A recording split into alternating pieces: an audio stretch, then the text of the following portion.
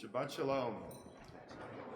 2 years ago, on Brotherhood Shabbat, I had the pleasure of sitting on the bimah next to Elias, and we of course did not know then that that would be the last Shabbat morning service in person at Temple Emmanuel for over a year and a half. Each year, on Brotherhood Shabbat, we recognize our volunteers, our leaders, and we provide folks an opportunity to connect with our Shul community through our Shabbat morning service. Last year, for the first time in many, many decades, we did not have a Brotherhood Shabbat. And I just want to say it is so great to be back together as a Brotherhood, as a Temple Emmanuel community. It's such a pleasure to be with you all here this morning. And to those of our members that are not yet back, hi, Mom. We look forward to welcoming you back soon. This morning, I have the privilege of introducing to you Representative Jake Auchincloss. Representative Auchincloss was raised in Newton, graduated from Harvard College, and joined the Marine Corps, where he served our country in Afghanistan. Returning to Newton, he began his business career and was elected to serve the people of Newton in our city council. Last year, he was elected to Congress, where he serves as vice chair of the Financial Services Committee. And we're so pleased he can be with us here this morning to share his reflections on the urgent, tragic crisis in Ukraine. Following his remarks and following the service, I know he'd be glad to greet you all in person. So pleased to welcome Representative Auchincloss.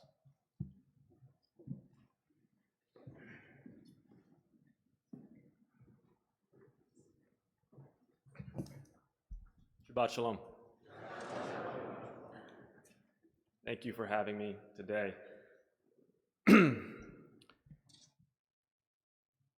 For many of us, the images coming out of Ukraine are not unfamiliar. They strike a deeply resonant chord in our stories and in our stories of our families. In 1919, nearly 100,000 Jews were murdered in the pogroms in Ukraine and Poland. And of course, decades later, many, many more would perish in the Shoah. My great-grandparents, like so many families fleeing today, escaped the pogroms in Ukraine to save their lives. Once they made it to the United States, their son, my grandfather, chose to give back to the country that gave him so much. He tried to join the Marine Corps in 1942, and his mom dragged him out by his ear from the recruiting station. He snuck back in the next day. And in 1942, the Marine Corps was losing the war in the South Pacific, needed all the help they could get. Every rifle counted. Jews were being killed throughout the world and in Europe. And yet, despite this, the Marine Corps sent him, a 17-year-old skinny Jewish kid with no money, to Purdue to study biomedical engineering because they thought he was smart. It changed his life. He became a pioneer in artificial limbs, and I think often of that story. In one of the lowest moments of World War II and one of the lowest moments for the Jewish people, the US government sent a Jewish kid to the Marine Corps and to school. They didn't give him anything, but they gave him a chance, and he seized it. In that same spirit, we have a duty to not only welcome refugees from Ukraine when they come, but we also have a duty to protect the stranger overseas. And I know that this congregation in particular has done much for decades now for the people of Dnipro and will continue to do much for the people of Ukraine and their trials ahead. Protecting the stranger is a cornerstone of our faith, and I am committed to doing so at home and abroad.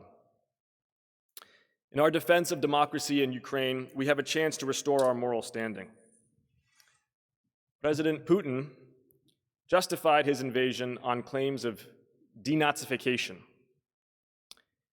that Volodymyr Zelensky is a Jewish world leader with a biography rooted in the Shoah, and that Ukraine is home to one of the world's largest Jewish populations, a vibrant community that deserves the freedom to practice their faith, is a cruel, cruel irony of this unjustified and unprovoked invasion. Defending Ukraine means going further in terms of the actions that we're taking. So I want to take this opportunity to share with you how I'm thinking about this situation in Congress, and I'm looking forward to hearing your thoughts as we meet afterwards because I'm going to stay to discuss this.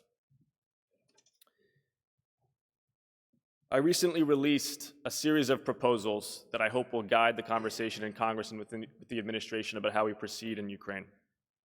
To start with, we have made significant progress in defending the free world. The current ban on oil imports is an important step for the United States, and the coordinated comprehensive sanctions from our NATO allies and indeed from our allies throughout the world has cratered the ruble, it has isolated the Russian economy, and it is depleting President Putin's moral standing at home while his military is bogged down in Ukraine. And yet it's not enough. To start, if America alone bans oil without support from our global actions, it's insufficient. America imports a very small percentage of Russia's exports, which are roughly 5 to 6 million barrels per day. Through diplomatic efforts, it is imperative that we coordinate a global embargo on Russian oil.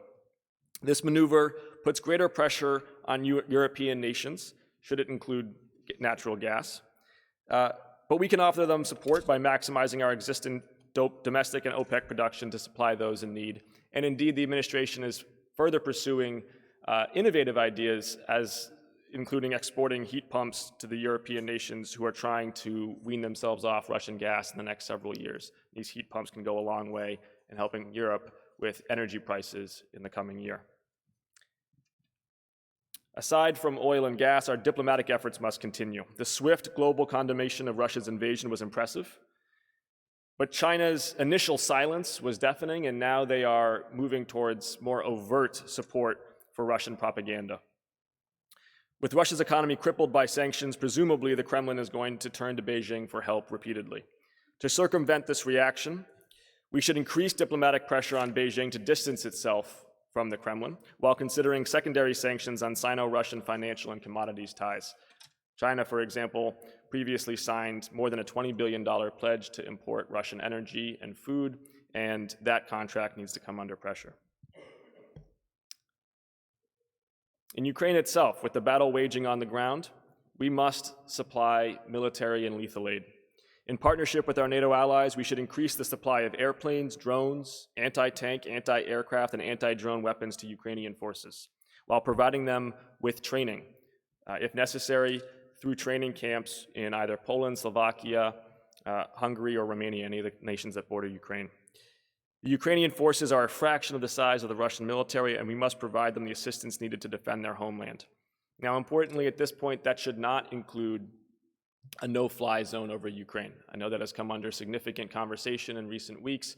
It's important to remember that a no-fly zone is an act of war, because a no-fly zone implies that we assert air supremacy over the Ukrainian airspace, and that means not just air-to-air combat from NATO fighter jets against Russian fighter jets, who are currently contesting the skies with Ukrainian forces, but also air-to-surface strikes to disable Russian anti-aircraft technology, both in eastern and western Ukraine.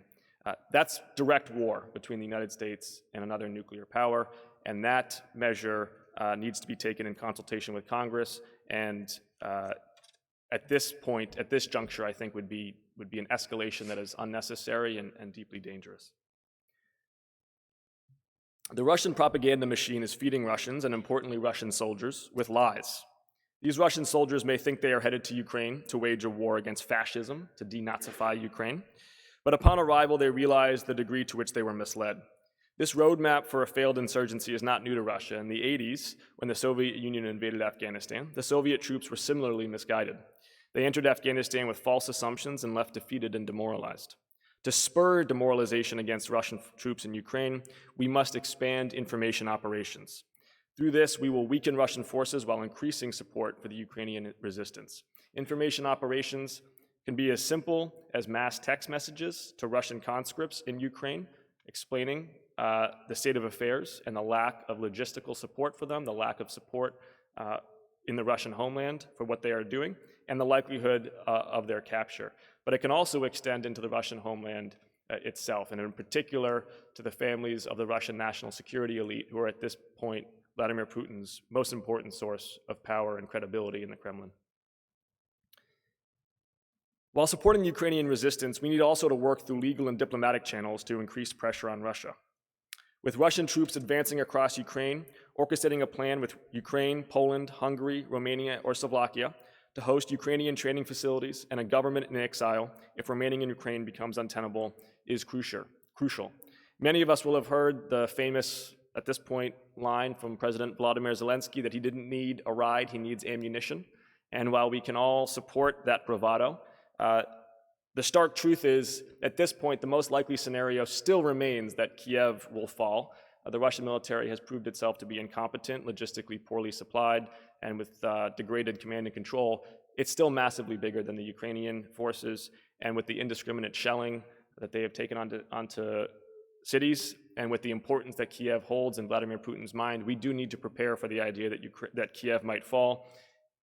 And we need a government in exile. We need a government in exile partly because we need the international legal standing to continue to be able to provide lethal aid to the Ukrainian forces. Without a government in exile, it would be considered a breach of international law to be supporting a resistance against a sovereign nation. So that whether that's in Lviv or in Poland or Romania or elsewhere, we've got to start planning for where the Ukrainian government might exercise its writ. Now, hopefully that doesn't happen. And the Ukrainian resistance is much stronger than Russia anticipated. They were clearly relying on falsely rosy assumptions about Ukrainian will and about their own military competence. And so Russian forces are turning to depraved measures to harm Ukraine. Civilians are being targeted and killed. We all saw the news about the maternity ward that was shelled. They are now shelling libraries and museums and indiscriminately hitting apartment buildings as well. Partly this is just depravity, and partly this is a lack of military competence. What many experts expected was going to happen was that Russian infantry and special forces were going to be able to wage much more block by block surgical operations in the Russian Ukrainian cities. They haven't been able to do that. They literally are unable to supply themselves with that kind of infantry maneuver, and so they're relying on tanks and artillery, which are indiscriminate in their shelling. And so they're not able to target their objectives nearly as well as I thought they were going to be able to be, and they don't have the boots on the ground that would allow them to be more precise in their targeting. So you combine that sort of blunt force military option that they have with Putin's lack of any respect for human life, and we have a situation that is really quite precarious for humanitarian protections. We cannot let Russia get away with these acts of barbarity. All Ukrainian forces, whether organized or guerrilla, should be recognized as combatants by the Kremlin, and the United States needs to insist on that. And we will make clear, as we have already, that atrocities against civilians will lead to prosecution against the Kremlin security elite, including President Putin at The Hague. And Ukraine has already filed several complaints to the International Criminal Court. As we keep that pressure up, we also must be sure that we're trying to dial the temperature down as we get into this saber-rattling contest and indeed near direct military confrontation with another nuclear power. The United States must work with NATO to establish clear boundaries with Russia. NATO should issue a statement clarifying the actions that would trigger Article 5, the mutual defense portion of the NATO treaty, so that we avoid inadvertent escalation.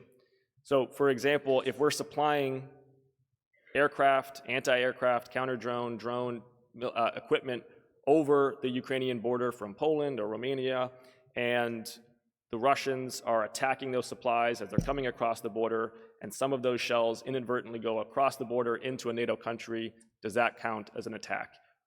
We don't want to be figuring out that gray area after it happens, when everybody is looking to rally around the flag. We want to figure out those gray areas ahead of time.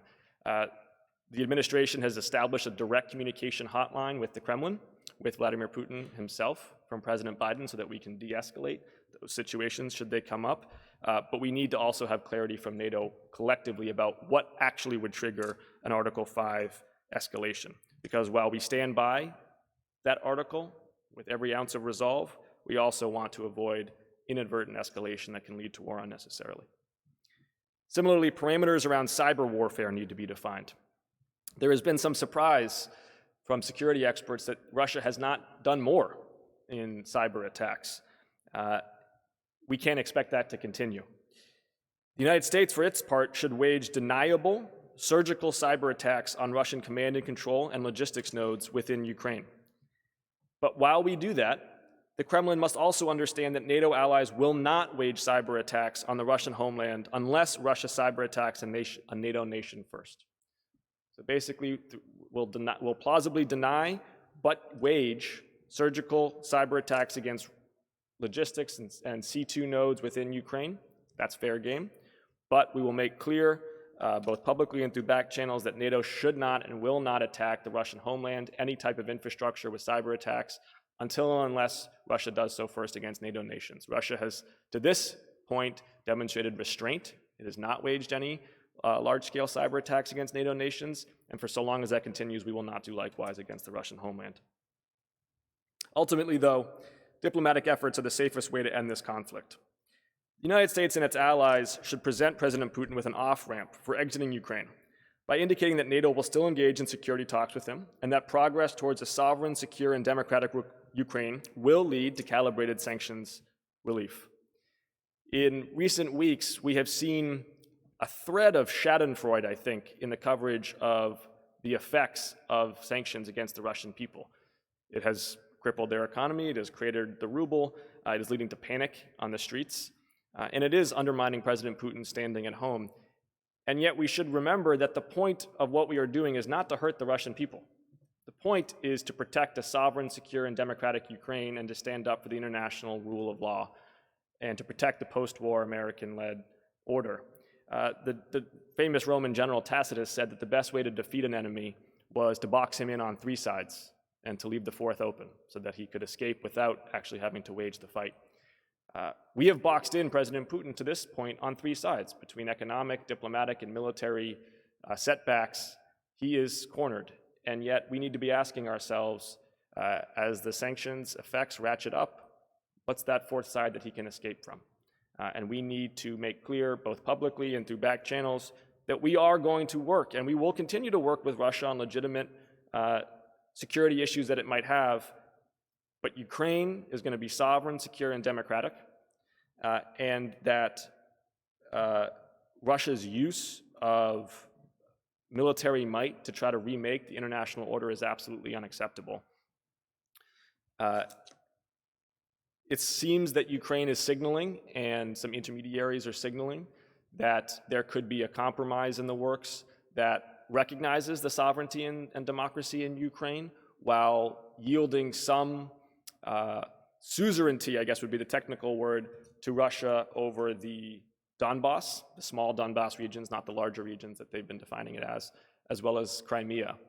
The United States should continue to support talks in that vein. Whatever the final outcome is, it needs to be one that the Ukrainian president and NATO can support, and it needs to be one that is conducive to a sovereign, secure, and democratic Ukraine and for a lasting peace between them.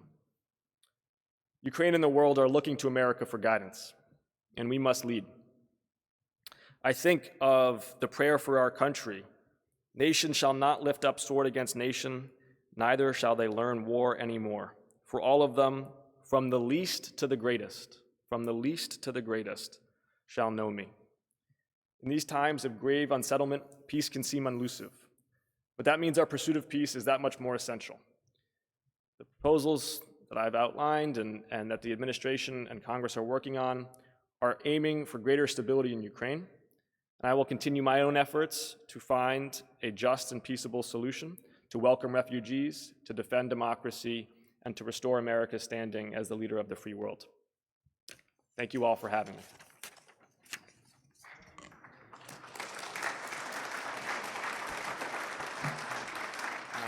Representative Auchincloss, first of all, thank you.